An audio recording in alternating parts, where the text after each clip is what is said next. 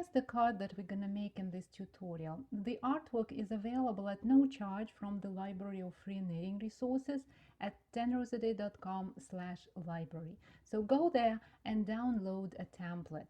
There are 2 templates available. The first one has just 1 card in there, and the other one has 2 cards placed side by side, so you can print it 2 cards at the same time on 1 sheet of cardstock.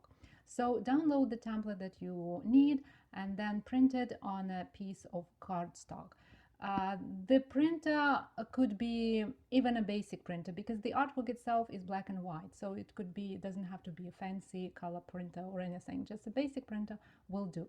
So print it out. I chose to print out just a template for 1 card, and then take scissors and cut this card out. I'm not sure whether you can tell from the camera, but there are gray lines over here. They kind of show the edges of the card, so you just follow those lines and cut the card out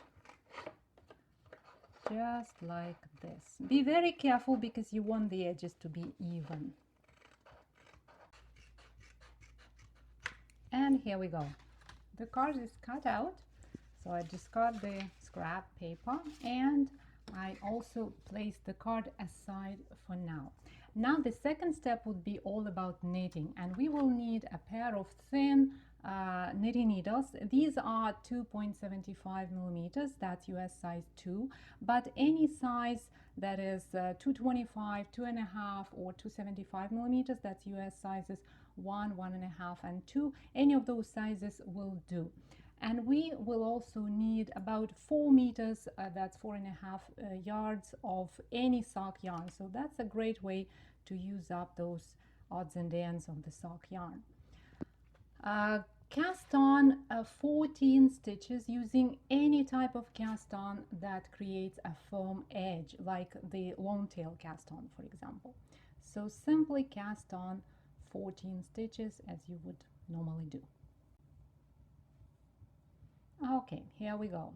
So I should have 14 stitches. 2, 4, 6, 8, 10, 12, 14. All good. And now knit all stitches in every row for 18 rows. So you can simply knit all stitches, but I prefer to make the swatch with nice neat edges because our knitting sheep is a master knitter, right? So we'd better give her a decent looking piece of knitting in her hooves. And to make those neat edges, slip the first stitch purlwise with the yarn at the back of the work, and then knit to the last stitch and then purl the last stitch, and do it in every row. So the pattern row will be slip 1 stitch purlwise with the yarn at the back of the work, and then knit all stitches until you get to the last stitch, and then purl the last stitch, and that would be the pattern row. And you keep doing that, or you can skip the neat edges thing and then simply knit every stitch in every row for 18 rows until you get 9 garter ridges. And here's my 18th row. I purl the last stitch, turn the work, and if I count ridges right now, there should be 9 of them. So let's see, 2, 4, 6, 8, 9. And we've got a nice piece of garter stitch with those neat edges at each side. Of course, if you wish, you can work in any other stitch pattern. It could be stockinette stitch, it could be seed stitch, moss stitch, or even lace. Also, you can work with different colors, so make it stripy, or even work in a fair isle pattern, or I don't know, anything. The sky is the limit, actually. Have as much fun as you want.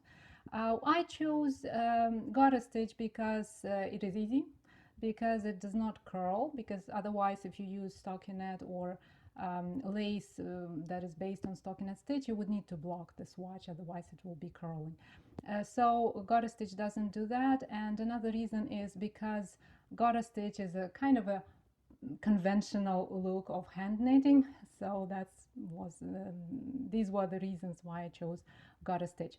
So 18 rows are done, and now in the next row we work half of the stitches. So I'm gonna slip the first stitch and then knit 6 more stitches. So I have 7 stitches on the right needle.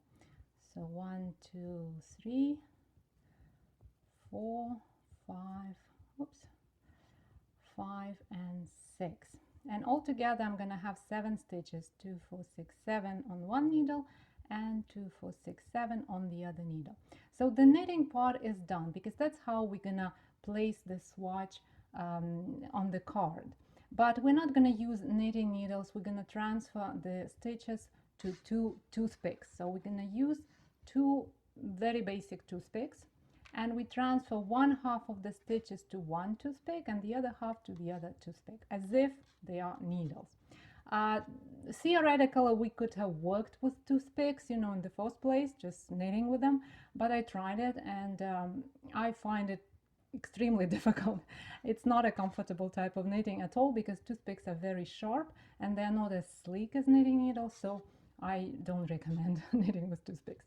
But we can transfer stitches to toothpicks, and again, because they're sharp, be careful not to split the yarn, otherwise the stitches will be hard to move on the toothpick. And I find that it is easier to not to split the yarn when we move the stitch to the very tip of the knitting needle, and then kind of align the toothpick with the knitting needle, and then remove the knitting needle. So that's the chances are high that we won't split the yarn this way.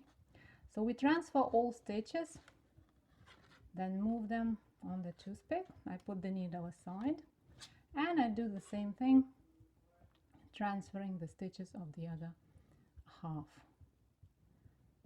So 7 stitches go from the right needle to another toothpick. Okay, here we go. I put the other needle aside, and now we have our swatch ready. We can cut the yarn. I don't have much left, but I will cut it anyway, because it's easier to hide the tails when we don't have a really long tail.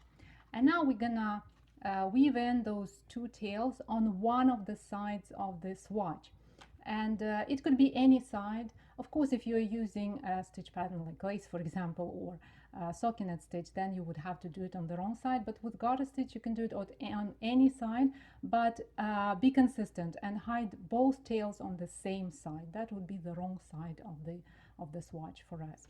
So in terms of hiding, it's just simple task, and we would need a wool needle for that.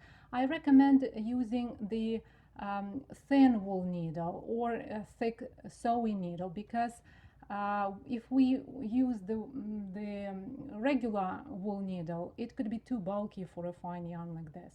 And then simply you know, snake the needle through a few stitches, 1 or 2, doesn't matter. It doesn't have to be securely, you know, woven in, because this swatch is not going to be actually worn by anyone, right? So it's just for decoration. So just hide the tails so that they are not visible. Oops. Trim the yarn, and then hide the other tail the same way, all in the same on the same side of the work. Okay, both tails are hidden, and now we have our swatch all ready. Just remember to stay on the, you know, to remember to see where the right side and the wrong side is. But for now, just place the swatch aside and get back to the card. We would attach the swatch over here, but before we do that, I suggest we do the writing part. So we turn the card over and write whatever we want to say to that lucky person who's gonna get this card.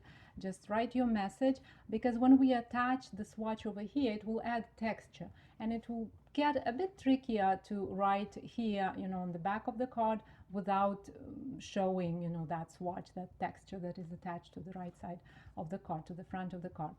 So, and as you are in the writing mode, then simply take a marker. You can use the same color as the yarn, or you can use just black marker, doesn't matter, it's up to you. It will actually look quite neat if the marker were like deep yellow or something, a golden color.